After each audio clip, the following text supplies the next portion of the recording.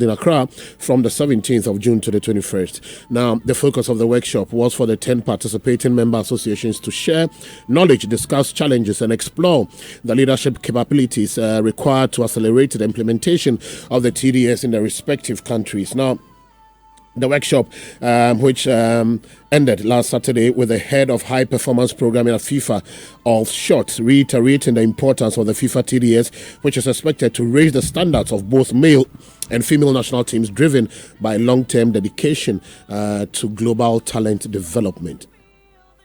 Now, staying with the Ghana Football Association, the president of the FA, K.T.S. Okreku, on Monday closed a FIFA female young talent course for young referees at the technical center of the GFA at Pram Pram, with a pivotal decision to make the top referees, both male and female, full-time employees of the Ghana Football Association. Now, President Okreku made the announcement during the closing ceremony of the capacity building workshop for the Catch Them Young referee, which ended on Monday, as I said earlier, at Pram Pram. Now, he said the top 5 referees, both male and female, will be the first professional referees from Ghana that will actively participate in tournaments both locally and internationally.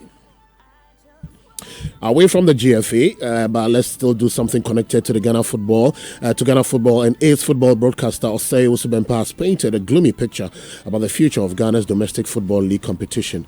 Now, the 2023-24 Ghana Premier League season ended a week ago with lots of controversies and allegations of teams compromising matches getting to the latter stages of the competition. Now, answering a question on whether he expects an improvement of our game next season, Osubempa says he does not expect any positive change until the trend of pre-arranged matches is stopped.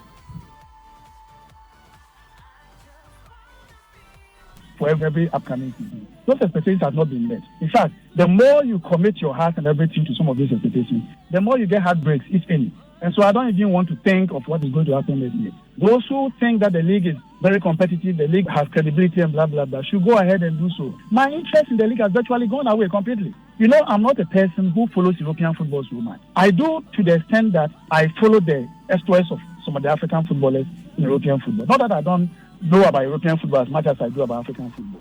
But the excitement is not there. I've seen teams play with their hearts out, even when they are being relegated. And these days, which we can predict games from as far as the 20th week to the 34th week, then there's something seriously wrong with our league. And people want to believe that the league is still good. I've had this hope for 20 years. I'm not a pessimist. I'm a very optimistic person. I know things can take time, can take decades or even centuries to change.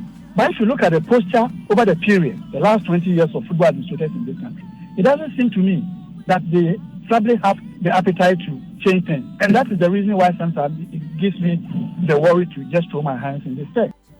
Now, Osubempa has further explained that our clubs are unable to make any meaningful impact in continental competitions because we are not presenting worthy champions.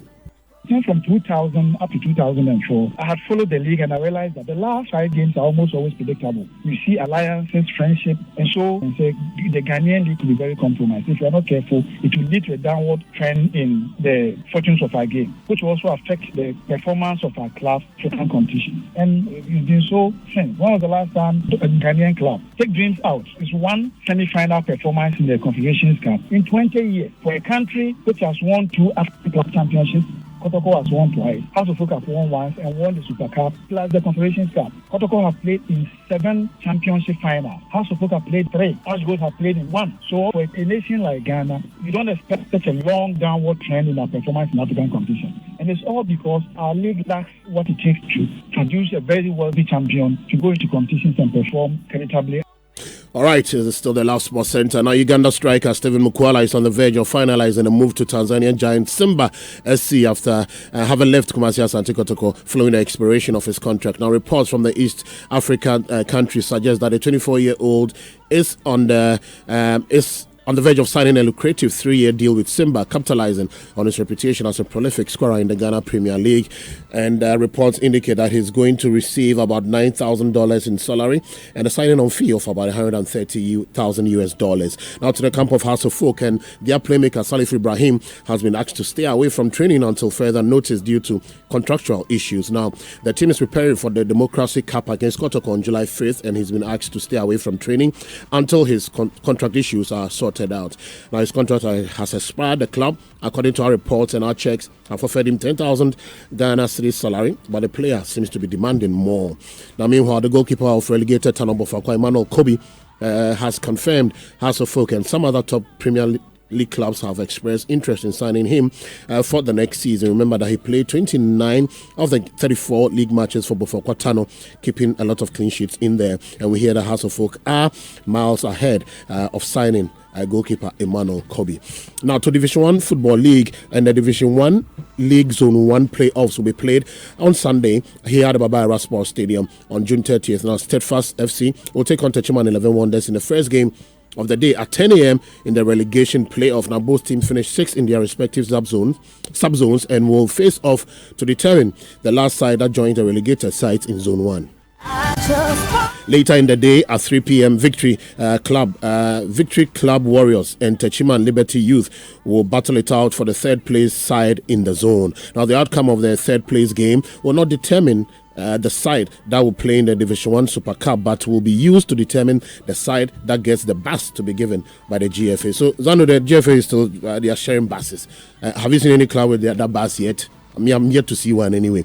Okay, now let's do something on amputee, the amputee national team. And the captain of the amputee national team, Richard Arthur, is pleading with His Excellency Nana Addo Akufo-Addo, the president of Ghana, to grant them audience after winning the amputee AFCON this year. Now, the Black Challenge have not been able to meet the president to present the AFCON trophy to him almost a month after defending their title in Egypt. Now, many believe that engagement with the president has not been possible due to the public banter between the sports minister, Mustafa Yusuf, and the team. The minister expressed his displeasure at the Ghana amputee football team for accepting donations from external entities, including former President John Mahama, before meeting him. Now, speaking on the Joy Sports Links last Saturday, the captain Richard Arthur is virtually begging the president to accord them audience and receive the trophy, as is done whenever national teams win tournaments. My appeal is to our president of the land. Mr. President, anytime you send us to go and defend Ghana, we defend with all our heart, but we plead with you. When we bring trophies, the reward doesn't reflect well in our lives. So we are pleading with you. Our mobility to training is not like expected. We used to join trotro, we used to join motorbikes and other things to training. And our members, they are going back to the street. This trophy that we brought, we know what you can do. We know you are a showman. So let the people see that, yes, what you said is what you do. Do it so that our people, they will come back from the street. And then you finally blessing us that your spouse have great interest in it. I bless you this day. From henceforth, they will take good care of you. So that we also feel we are part of society. We are part of Ghana. So this is our humble appeal to you, Mr. President. We know this particular trophy. Give us a chance for us to present the trophy to you. We take pictures with you. Just bless us and reward us well. We really appreciate it, and we will never forget this in our lives. Who is representing the president in Kumasi? Okay, but even this interview was done in Accra, so I'm sure the representatives of the president were there, so they heard everything.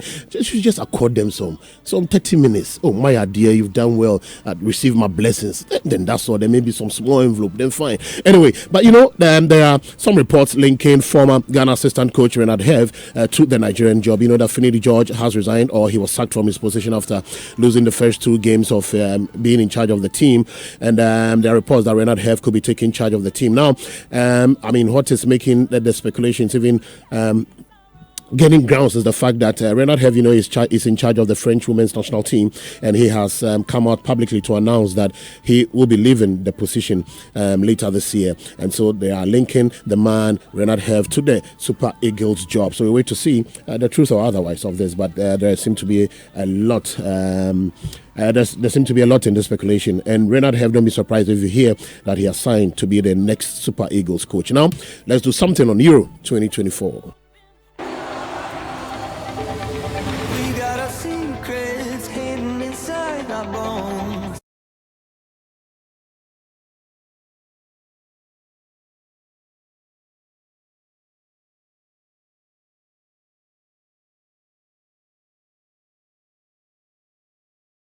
All right, so Spain maintained their 100% record at Euro 2024 as they defeated and eliminated Albania, a result that meant England, France, and the Netherlands all secured last 16 places. Now, Mattia Zaccani scored in the final minute of stoppage time as Italy broke Croatia's heart with a late equalizer that ensured the defending champions progressed to the round of 16 of Euro 2024. Luka Modric won man of the match, but he was hurt after the game, describing football as cruel.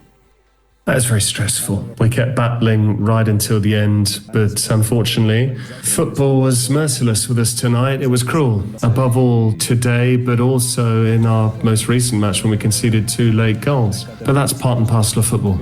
Often it gives you plenty of smiles, but on other occasions it makes you very sad, as it did today, losing in the manner we did. You can't be winning all the time. When Real Madrid is winning the Champions, every time you are smiling. Now, elsewhere, Alan Shearer and Michael Richards have hailed Luka Modric after becoming the oldest player to score at the Euros. Highly likely, I would say. Yeah. I mean, what a player, what a guy. You can see he's saying to Perisic when he's giving him the armband there, come on guys. But yeah, I mean, you have to feel for him the way it's ended for him and his team this evening. Yeah. Leader, legend, everything that you want from your midfielder, character, skill, flair. All the words for him. It's a sad day for him because it looked like he was going to be the hero, and then now it just feels like it's all gone away. All right, so at the age of 38 years, 239 days, Luka Modric becomes the oldest scorer at the Euros. Now, despite Italy going through, former Manchester United striker Wayne Rooney doesn't see them defending their Euro title. No, I think on what we've seen tonight, I think they were poor. There seemed to be a lack of ideas when they got into the final third, and when they went to the 2 forwards up front, there was a lack of movement, and I think they've done well to get through, but I can't see them going very far. All right, now later today we have France playing against Poland and Netherlands against Austria. Those matches will be at 4 p.m. Then at 7 p.m. in Group D we have Denmark, Serbia, and England, Slovenia. And our featured match this evening is going to be at 7 p.m. England versus Slovenia. Now England boss Gareth Southgate is expecting an improved performance from his players tonight. Yes, we have had time on the training pitch and plenty of discussions with the players. Obviously, whatever I say is fairly irrelevant. We have to go and produce it on the pitch. So we're very clear on where we need to be better. We haven't hidden from that. I think we have a very open dialogue, players, staff, and we're all on the same page on that. So the route forward was pretty simple to highlight. Of course, then we've got to go and deliver it, and I'm expecting that we will do that tomorrow. Okay, so away from the Euros, let's do something on the Copa America. And Colombia beat Paraguay by 2 goals to 1, while Costa Rica frustrated Brazil with a goalless draw. Peru will take on Canada tonight at 10 p.m. while Chile lock horns with Argentina at dawn tomorrow. Now, to some transfer stories, and Manchester United are expected to meet the €40 million release clause of Bologna forward Joshua Zirkzee, and have also held talks with Lille over a deal for 18-year-old Lenny Yoro. Now, according to the ESPN, Manchester United hope to agree a new contract with manager Erik ten Hag before the start of the Premier League tour of the United States next month. And Spain forward Joselu is close to leaving Real Madrid after receiving an offer from Qatari side Al Gharafa, the Athletic is reporting. Finally, Napoli will consider offers in the region of €100 million for 25-year-old Nigerian striker Victor Osimhen, with Chelsea's 31-year-old Belgian striker Romelu Lukaku a potential replacement. All right, so that'll be it for sports here this morning, but we are back at 7 p.m. with more on the Euros commentary. We're going to do England and Slovenia. A big thank you to FPAC Blaise Pena, we1xbet.com, your reliable book